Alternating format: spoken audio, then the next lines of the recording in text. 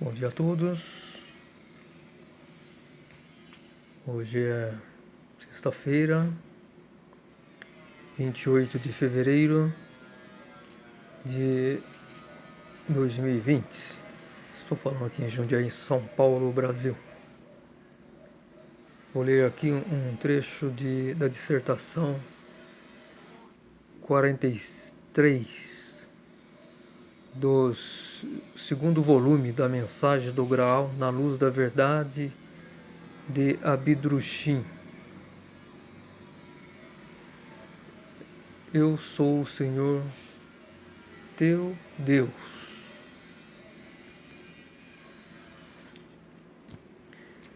Cristo, como Filho de Deus, veio do divino inenteal, e sua origem trazia em si o divino. Ser-lhe-ia impossível, porém, ceder esse divino vivo a um homem, que só pode promanar do espírito enteal. Por isso mesmo, jamais poderia outorgar a ninguém plenos poderes de procurador para agir conforme só competiria à divindade.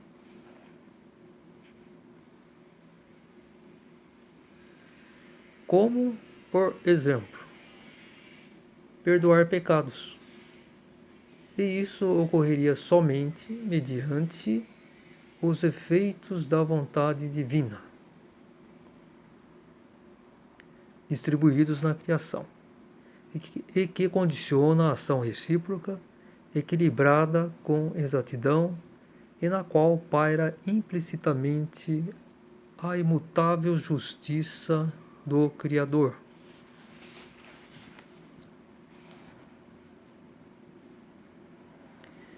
Em sua perfeição, inapreensível ao espírito humano. Portanto, os homens só poderiam ter procuração do Filho de Deus no que se referisse a coisas correspondentes à origem do espírito humano e nunca às de origem divina. É evidente que a origem do homem também, de modo lógico, pode finalmente ser reconduzida a Deus, mas não se encontra no próprio Deus e sim fora do divino. Por tal razão, o homem só se origina de Deus indiretamente. Aí está a grande diferença. Plenos poderes como, por exemplo, os que competem ao cargo de um governador, só podem existir automaticamente quando houver origem igual e imediata.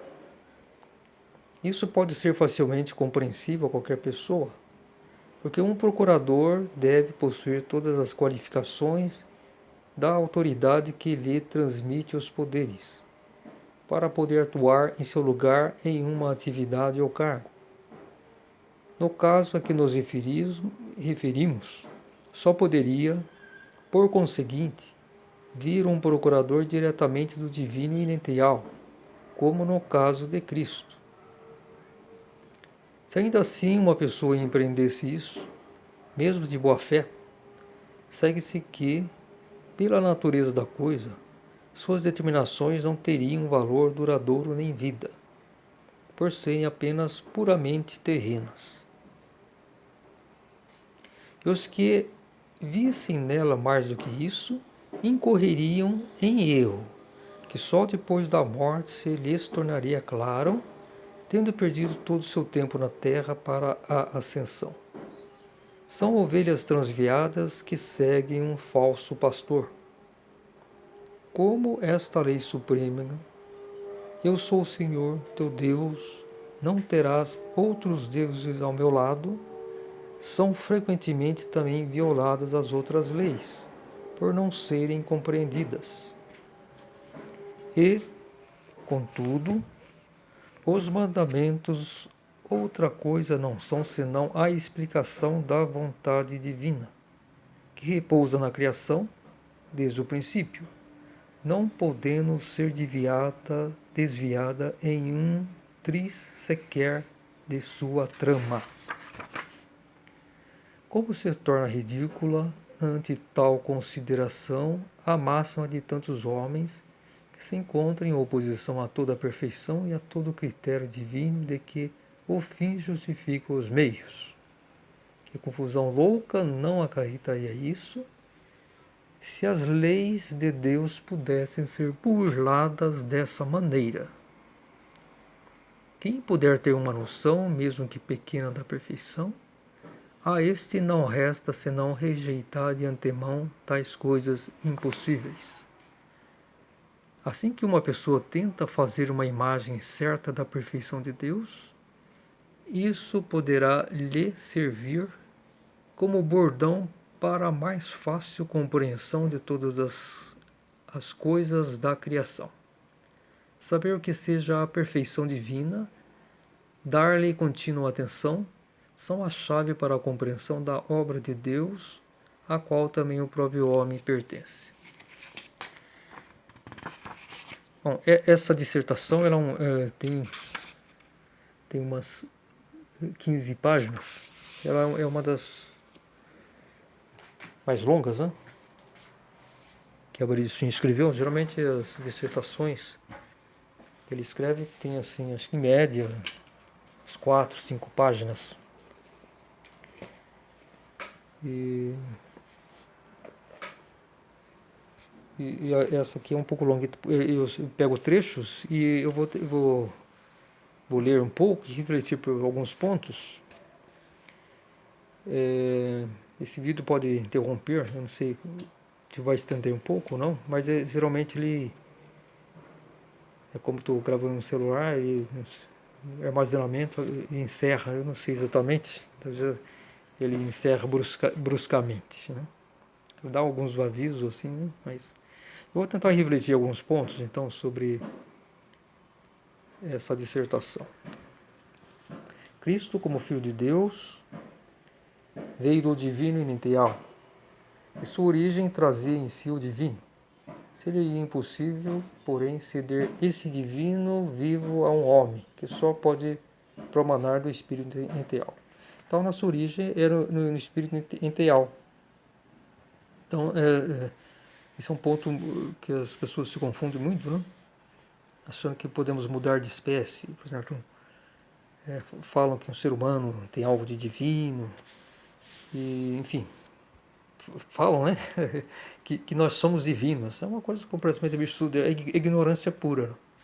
É pessoas informadas, né? Que ficam nas ilusões do raciocínio, então estão presos à indolência espiritual. Não tem. E as pessoas falam de boca cheia, né? Nós somos divinos, não tem nada, é pura presunção. Não tem nenhuma noção de como que é formada a criação, os planos divinos, né? É que tem aquele ditado, né? Que o ignorante se acha o máximo, né? Se acha o máximo, que ele está preso naquele mundinho dele, né? Enquanto que o sábio, ele se torna humilde diante do que ele começa a vislumbrar da grandeza de Deus, das suas criaturas, né? E nós, seres humanos, somos apenas uma das inúmeras espécies de criaturas de Deus. Isso eu não estou falando de espécie animal, não, que o reino animal abrange toda esse tipo de seres que origina do reino inenteal, né? Os animais terrenos são, vamos supor, a última manifestação da integralidade do reino inenteal. Nós somos de origem do reino espiritual, mas somos da última camada, mais densa, que nossas centelhas espirituais, quando foram criadas, surgidas, enfim, acredito que isso se faz da união entre um espírito masculino e outro feminino, né? As uniões de amor, mas isso são diferentes naturalmente do que aqui na matéria grosseira, que só aqui na matéria grosseira, que é devido à densidade, né? A mais, é o plano, o mundo mais denso que existe, é a matéria grosseira densa, porque existe o reino material, são São duas partes que se dividem. O reino de matéria fina, onde surgiu nossas almas, não o espírito. Nosso espírito surgiu do reino espiritual.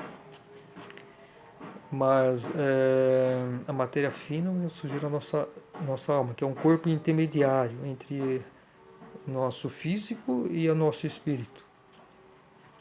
É a transição. E o reino de matéria grosseira, é onde nós habitamos. Mas, ao mesmo tempo, tanto a matéria fina como a matéria grosseira é dividida em três mundos, vamos dizer, paralelos, que são interpõem-se, né? Que é a matéria densa, que é a nossa, que estamos aqui, nós visualizamos, a matéria grosseira mediana e a matéria grosseira fina. A matéria grosseira mediana seria onde estão os corpos astrais, que tudo são os moldes que se formam, primeiro tudo se forma lá, para depois moldar nossos corpos físicos. Né? Tudo isso são construídos pelas eternidades. Né?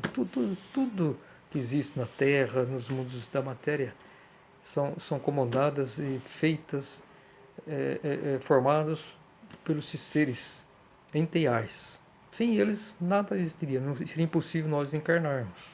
Se não fosse a presença deles, que os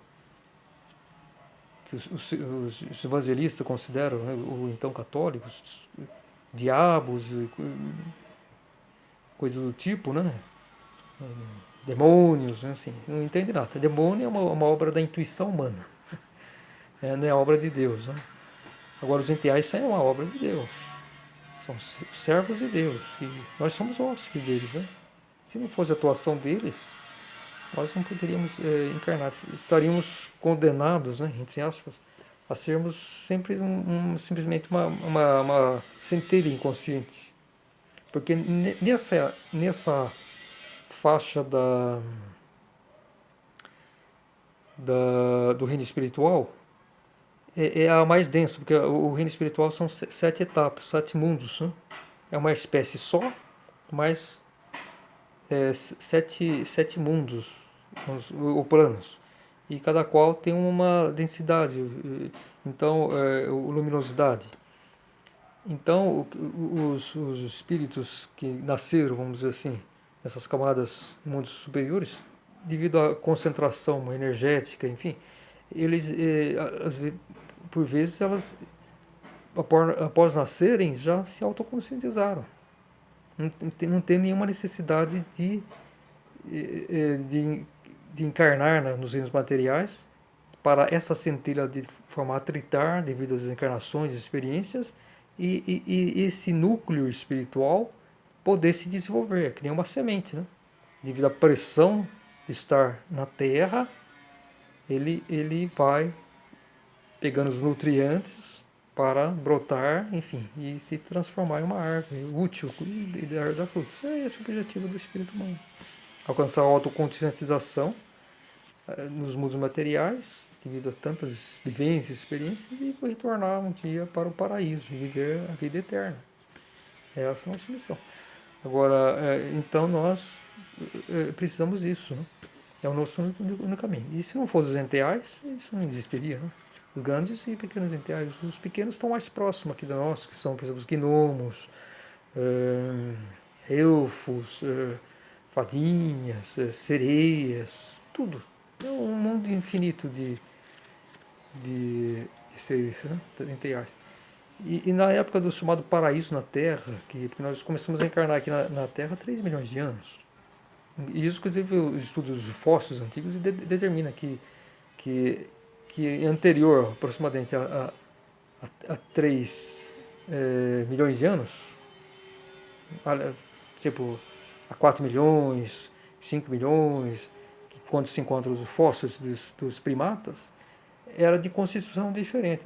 Por volta de 3 milhões que se percebeu, analisando esses fósseis, que houve uma modificação do cérebro, que seria formato, né? A coluna seria o homem sapiens, né? Mudou a sua postura, né? Foi justamente quando as nossas centelhas espirituais começaram a encarnar nesses animais primitivos, chamados babais, que é uma espécie de animais desenvolvido ao máximo, que foram feitos, vamos supor, esses animais, essa espécie chamada babais, que foram extintos, né, eles têm só essa finalidade. Eles seriam o ápice, o tipo de animal mais desenvolvido que existe, que é possível na matéria terrena. Né? Nenhum outro animal consegue chegar a esse ponto, nem tem informação apropriada para isso, justamente essa espécie chamada de babais. E depois existiram unicamente com essa finalidade. Existe, se desenvolve, e quando ele chega ao máximo de desenvolvimento, é que permite que as nossas almas possam encarnar as crianças babais. Depois que começam os espíritos humanos desenvolvidos, as centelhas, né? As almas, né? Se encarnarem aqui na Terra, né? E em muitos outros planetas, esses seres entrais deixam de se encarnar. E nós, então, nos tornamos herdeiros desses corpos e modificamos. Daí essa diferença que os arqueólogos, os antropólogos, né, vamos dizer assim, né, os que estudam a evolução humana, arqueólogos, antropólogos, verificam dessa diferença dos fósseis, né, dos esqueletos dos nossos ancestrais. De 3 bilhões para cá, eles são diferentes. Tem esse formato da espécie humana, né? Uruna ereta, cérebro desenvolvido, enfim. Então se nota essa diferença. Então aí já se tem essa evidência. Né? Bom, então eu estava falando sobre a nossa vida, a nossa finalidade. Então a nossa espécie não muda. Isso precisa ser importante. Nós surgimos do reino espiritual e sempre vamos ser espirituais. Nós não decaímos para ser animal. O que decai é a nossa qualidade espiritual. Aí é a perdição espiritual. Então, isso sim, se perder. Mas depois de perder todo o seu pessoal, subir os sofrimentos devido aos pecados, enfim, que muitos se perdem, né? Depois do evento das tentações, através de Lúcifer, que distorceu a sua missão. A missão dele é ligar o ser humano o raciocínio. Isso aproximadamente há 1.200.000 anos atrás, quando Lúcifer veio para os reinos materiais com essa missão de ligar nós, que éramos puramente intuitivos. Então, nada para, tudo evolui, mas não muda a espécie. Foi determinado pelo Criador que Lúcifer viria, ele foi escolhido entre os arcanjos para, com amor, ligar-nos com a sua energia divina, inevitável, radiação, nós, seres humanos, aqui, o nosso raciocínio, para assim nosso espírito, poderem atuar mais ativamente aqui na matéria, construir, enfim. Mas o que aconteceu é que isso foi uma das tentações de luz, nos ligar exageradamente à matéria, ao raciocínio, porque o raciocínio é matéria, é a ferramenta mais desenvolvida que existe para nós, para o espírito atuar na matéria, mas não tem vida. Depois da nossa morte, ela acaba. Como se fosse um computador. Um computador assim, super sofisticado, né, que raciocina. O computador não chegou a raciocinar, né? Talvez ainda chegue, né? Não sei. Mas então a finalidade nossa é isso. E o raciocínio sempre tem que ficar sujeito ao nosso espírito, à nossa intuição. E essa é a nossa missão, né? Buscar a espiritualidade. E isso é uma missão de todos, que nós estamos aqui na matéria, estamos sendo sujeitos a cairmos em tentações, a distorcermos a nossa finalidade final, que é retornar ao paraíso, nos tornarmos autoconscientes. Na verdade, a maior parte das pessoas não sabe do seu real estado. Eu, por exemplo, não sei.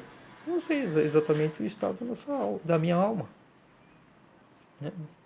Eu penso que eu estou indo na direção certa, na minha busca espiritual, porque o ser humano só se alicerça, de fato, dentro da espiritualidade, quando ele privilegia a sua espiritualidade. Uma espiritualidade correta, né? Sem distorções, né? Existem muitos espiritualistas aí, né? Espiritualista pode dizer também a espiritualidade, o mundo que, as religiões também que acreditam na existência do espírito, mas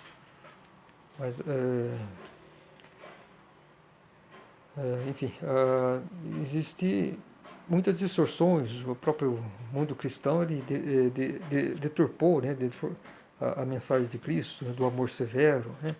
Então, a verdadeira espiritualidade, onde está? Na mensagem do grau. Não existe nada superior.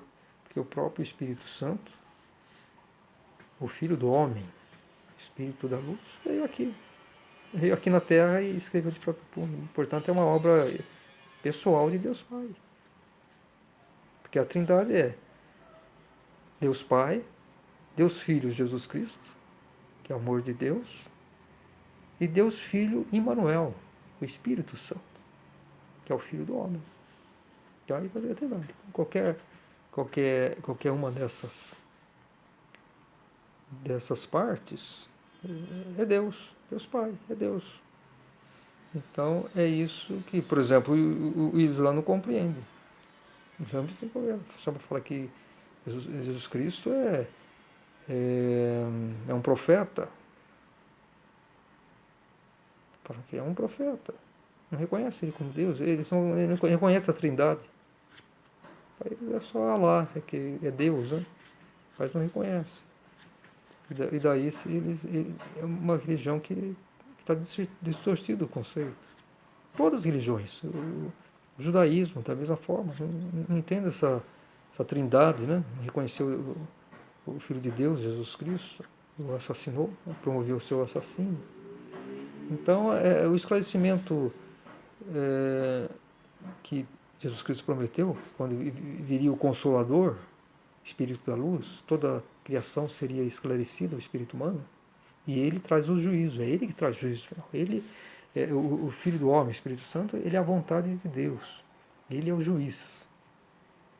Juiz para tudo que foi criado em termos espirituais. Então, unicamente a mensagem do grau. Está aqui. Mensagem do grau na luz da verdade. Essa mensagem do grau de capa, até eu coloquei em cima de Abdrushim, nome Deus, porque é uma obra pessoal de Deus Pai. E pode-se dizer também que é o novo evangelho de Cristo. É o novo e puro evangelho de Cristo. Está na mensagem do grau. A palavra que foi transmitida pelos discípulos, enfim, foi muito distorcida, enfim, os conceitos, né? Muitas coisas falsas que estão na Bíblia. Pode ser que talvez tenha aí uns 30% da verdadeira mensagem de Cristo que foi transmitida. E devido aos conceitos falsos que dominam o mundo cristão, eles não tem como interpretar corretamente. Então, o novo evangelho, a boa nova, como que fala? A boa nova contemporânea, hein? Olha, a boa nova contemporânea é a mensagem do grau na luz da verdade de Abdrushim. É uma obra pessoal, escrita de próprio punho por Deus Pai. Não existe nada. Então, o alicerce nosso é sempre o Espírito. Então, a melhor ferramenta eterna é essa mensagem, que foi escrita de próprio punho, no idioma alemão. O cidadão alemão, Oscar Ernest Bernhardt. Ele nasceu em 18 de abril de 1875. Faleceu em 6 de dezembro de 1941. Ele escreveu essa mensagem do grau. É o Filho do Homem que não foi conhecido. Ele tinha que ver antes da conclusão do juízo, para assim poder escrever de próprio punho a sua palavra e permitir a salvação do ser humano. Então é isso que eu sempre divulgo. Lá na minha apresentação da minha página do Facebook está lá, a mensagem do grau. E ela é editada pela Fundação do Grau, que após o falecimento de Abdrushim, Frau Maria, a sua viúva, né, que fundou o Movimento Internacional do Grau. E essa edição em 3 volumes, né, esse aqui é o segundo volume. segundo volume da Mensagem do Graal, ela foi impressa a partir de 1949, porque Abdurkheim, quando ele viu que a vida dele estava abreviada, né? Ele foi preso pelo regime nazista, enfim. Ele estava em, vamos dizer assim, prisão domiciliar nos últimos anos de vida. Ele fez a terceira edição da Mensagem do Graal. Ele concluiu em maio de 1941 a revisão da sua Mensagem do Graal, preparando para a época que ele não estaria mais na Terra. Porque com a sua prisão, assim, falhar dos convocados, ele foi proibido de divulgar pelo regime nazista a sua obra, se reunir com os seus adeptos. Então, ele preparou essa obra assim, bem escondida, né, porque estava sendo vigiado. Né? Podia, se ele fosse pego alguma coisa assim, atividade, né, da sua obra, né, como filho do homem, que poucos haviam reconhecido, ele estava sujeito aí para um campo de concentração. Né? Então ele estava sempre lutando para a sua vida, né? E para não terminar seus dias em um campo de concentração como a maioria dos judeus alemães terminaram, pelo menos a maior parte, né? Acho que foi 6 milhões de judeus, né? E muitos também, não sei quantos, né? Mas quantos milhares de pessoas que também terminaram nos campos de concentração, né? Seriam as minorias perseguidas, né? Que Hitler não queria, né? Ele queria ser no fundo, ele se imaginava, acho que um enviado de Deus, coisa e tal, né? Que tinha umas alucinações mentais, vamos dizer assim, sobre Parso. O Parso é Abdurkheim, né? O filho do homem, o rei dos reis. Os nomes Immanuel, Parso ou Abdurkheim estão ligados, porque é um único ser. Então é isso. Então tá aí algumas reflexões sobre a espécie das origens, que não tem como. O que é divino, o que é espiritual, é espiritual, o que é espírito primordial, é espírito primordial, o que é enteal, é enteal. A espécie não muda. O que muda é a evolução da espécie, é o aperfeiçoamento, mas dentro daquela origem. Então nós como temos um livre-arbítrio, nós podemos nos perder. Mas não se perde a centelha, a centelha espiritual, a essência que é propriedade de Deus. O que é propriedade de Deus sempre volta para Ele. Não se perde, é aquela existência inconsciente. Então, o que Deus permite, o anseio nosso de desenvolvimento, tudo que é criado, todo ser, mesmo na inconsciência, ele propende para a evolução, para o progresso. E como centelhas espirituais, nós ansiávamos, mesmo inconscientemente, a um desenvolvimento. Daí nós fomos naturalmente buscando os planos materiais mais densos em busca desse atrito para podermos despertar e construir nosso corpo espiritual. Como se fosse como diz a fase da borboleta, né? Que me perdeu o nome, né? Aquela larva, né? Aquela larva que ela simplesmente ela chega ao ponto que ela se entranha no seu casulo e lá se desenvolve, né? Seria mais ou menos a mesma coisa, né? Essa centelha que seria a larva, vamos dizer assim, e elas se enclausuram, que seria nos reinos materiais, para lá desenvolver a sua essência e criarmos nossas asas, vamos supor, espirituais, né? E aí que é a verdadeira finalidade, que no caso é quando a borboleta a larva se liberta do casulo, já como uma borboleta, né? Aí vai voar, vai experimentar o seu máximo, o seu auge, que é esse estado, né? De belo, de plenitude, que para nós, espíritos humanos, é o nosso corpo espiritual. Somente estaremos na plenitude quando todos os nossos corpos, inclusive a nossa alma, né, nossos corpos anímicos, estiverem deixados para trás e pudermos ascender ao paraíso. Esse é o objetivo primeiro. E ninguém que está praticamente que está encarnado sabe do seu real estado. Nós não temos, enquanto estamos encarnados aqui na Terra, não sabemos. Eu, por exemplo, não sei. Não sei como é o real estado de espírito, da alma, né? Isso a gente vai só saber depois da nossa morte. E a gente não sabe o quanto que tá comprometido de karmas, de vidas passadas, e quanto que nós temos que resgatar, e se vamos conseguir resgatar até o juízo final, não sabemos. Temos cada qual buscarmos, nos esforçarmos, é isso. Esse é o nosso único caminho, através da boa vontade, do espírito aberto, né? E o caminho nós mesmos fazemos com a nossa vontade, com o nosso livre-arbítrio. Então é isso. Vou continuando aqui lendo o trecho. Por isso mesmo, jamais poderia outorgar a ninguém plenos poderes de procurador ou agir conforme se competiria à divindade, como, por exemplo, perdoar pecados. E isso ocorreria somente mediante os efeitos da vontade divina, distribuídos na criação, que condiciona a ação recíproca, equilibrada com exatidão, na qual para implicitamente a imutável justiça do Criador em sua perfeição e inapreensível espírito humano. Por exemplo, talvez o maior erro dos seres humanos é achar que Cristo poderia perdoar os pecados dos seres humanos com sua morte. Jamais. Isso foi um crime. Onde está ficando a justiça de Deus? A justiça divina não permite esse tipo de coisa. O único caminho para o ser humano é vivenciar corretamente a palavra viva de Cristo, que Cristo deixou.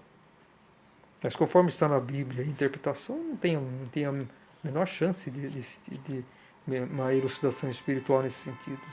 É uma coisa assim, raríssima, né? Porque está cheio de presunção, de mentiras, de mal interpretação.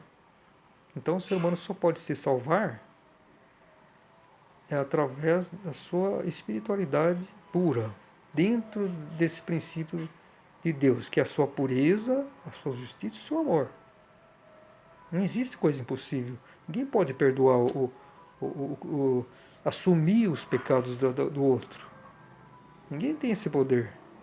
A única coisa que é permitido, nós perdoarmos o pecado que um ser humano, o outro ser humano fez diretamente para conosco. Isso é o que todo ser humano deve perdoar. Porque aqui na Terra somos sujeitos a erros, né? Agora, lógico que existem os erros, vamos supor, que não foram